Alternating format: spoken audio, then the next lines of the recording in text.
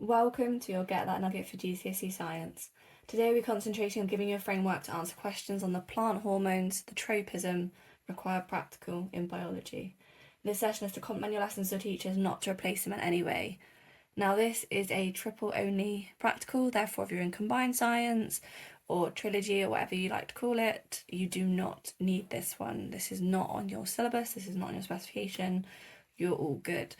So for the triple students though, you do need this, and it is in biology and it is on paper 2, and it's all about plant hormones, and then tropisms is the effect of when we have movement, for example, towards or away a stimulus.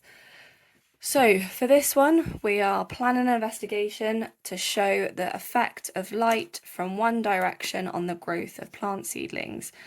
So we're looking at the effect of light from one direction. Now this is obviously phototropism, where photo means light, and like I said, tropism is all about growth away or towards a stimulus,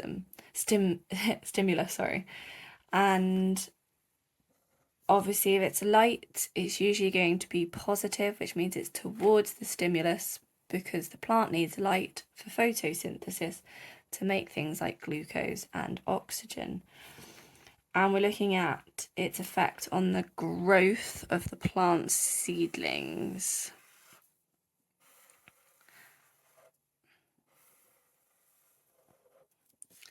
Like so. So this one's quite a weird one. You might have done this in school, but it would have been quite a long practical, because obviously we're looking at the growth of a plant. This isn't something you can do in like an hour lesson. This is something you would have had to set up and leave somewhere, and then come back in a couple of days and have a look at it. Now, obviously, immediately when I'm looking at this, I'm thinking about my variables, I'm thinking about things I'm going to keep the same, I'm thinking about ways that I can improve this practical, exactly like we've been doing throughout these videos. So if I'm going to be looking at the growth of a plant, then I'm just going to put here, we'll do all of our variables actually. So the independent variable is going to be light direction. My dependent variable, what I'm measuring, is the growth of the seedlings. Control variables, well, I'm going to use the same species of plant.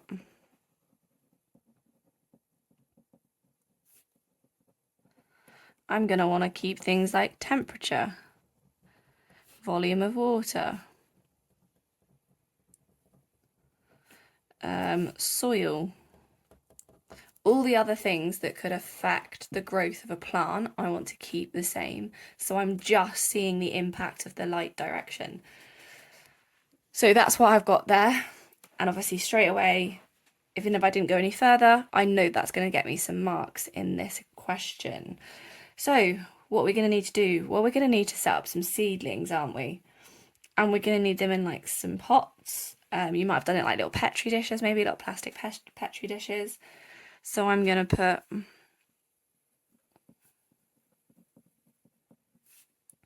put place 5 seedlings. You might do more. That might not be enough. And I'm going to put in each batch. And obviously, like I said, you could use like a little petri dish or a pot. Realistically, it really doesn't matter as long as it's a suitable container. We're gonna measure the height of the seedlings, so we know what we're starting with, because we're not going to start with them all the same size, so we want to know how tall they are at this point. Now this practical is one where they like to introduce and talk a lot more about these things called controls. Now, I'm not talking about control variables. I'm not talking about things that we keep the same. I'm talking about a control, and that's something that we do so that we can actually prove that what we're seeing is because of the effect that we're testing. So we want to know if it's light from one direction, therefore our control would either need to be light from all directions, and then we can compare them. Or it would be one with like the complete absence of light, so it would be in dark. I'm going to say the in dark one just because that's easier to control, isn't it? We can say, place in cupboard with absence of light. It's a little bit harder in a practical to be able to get light from all directions. This is easier to do. So then I'm going to say leave one batch in a dark cupboard.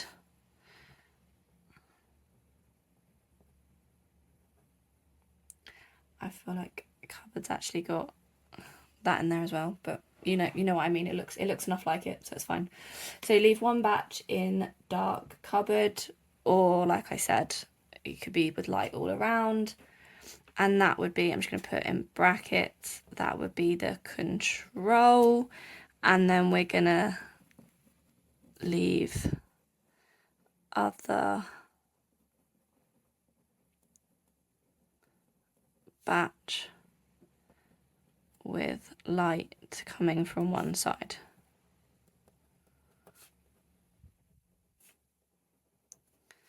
And then what you can obviously do is leave these for a period of time, and then you can compare them, because if they both look the same, even with us keeping all our control variables the exact same, keeping the volume of water the same, temperature, species of plant, if they still both look the same, then clearly it's still not down to the effect of light from one direction, because even in the absence of light, they look exactly the same.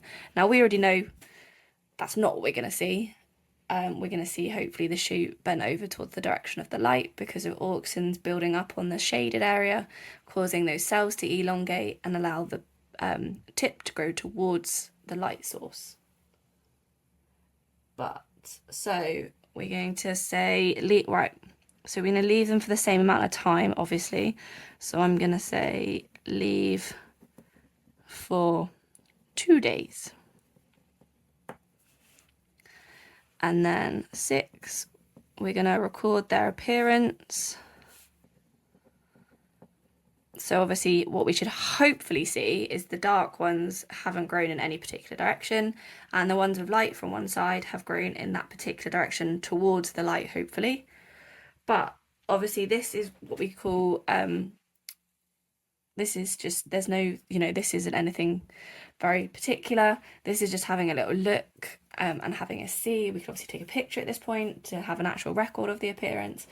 But what do we want to do? Well, we measured the height of the seedlings before, so we can measure the height of the seedlings again. So I'm going to say re-measure seedlings.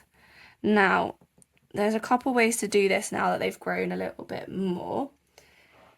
We can straighten them out, so you can take the little bench shoot and you can straighten it out and then measure it. Or what some people do is, while it's like that, they'll get a piece of thread and go that whole length, and then take the piece of thread, straighten it out and put it on a ruler. So those are the two methods that we are taught about. So we can use string or straighten. And that's going to help us, obviously. I'm just going to put a little arrow there to know that you guys know that's about how we're measuring the seedlings. We'll obviously do this for all of them, which means we can then calculate a mean for each. And then, obviously, I'm going to add in here, use a ruler. So we've got all of our equipment. And then we can, it's quite a lengthy one, isn't it? 1 to 10. Compare the mean lengths of the control and light from one direction.